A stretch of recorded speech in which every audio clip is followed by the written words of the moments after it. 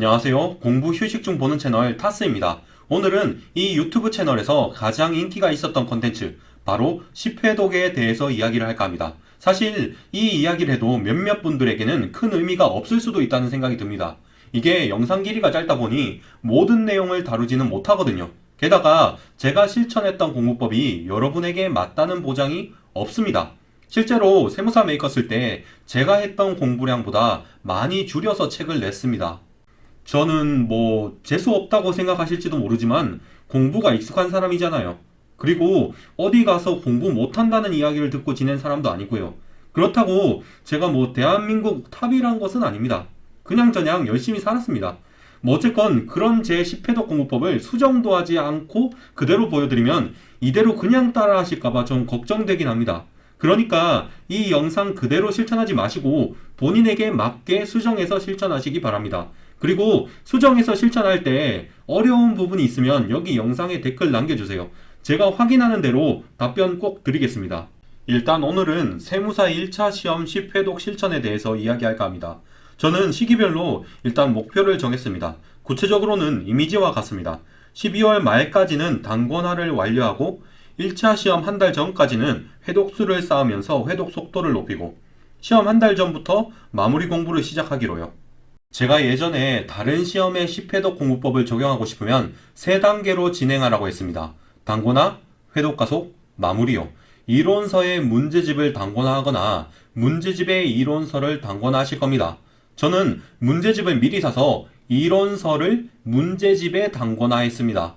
문제를 미리 푼 것도 있지만 기본 목적은 해답지 컨닝해 가면서 어떤 이론이 문제에 적용되는지 리스트를 작성하는 것이었습니다.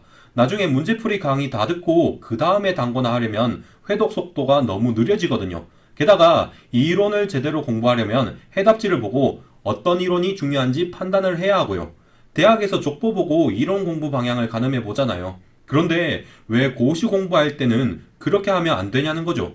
애초에 출제자들도 다 똑같은 교수님인데 말이죠. 수강 계획은 이미지에 있는 것처럼 했습니다.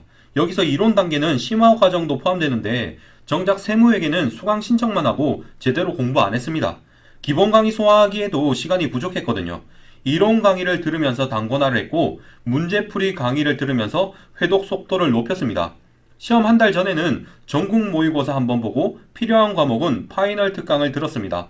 하지만 마지막에도 제 핵심 공부 대상은 단권화를 해두었던 객관식 책이었습니다.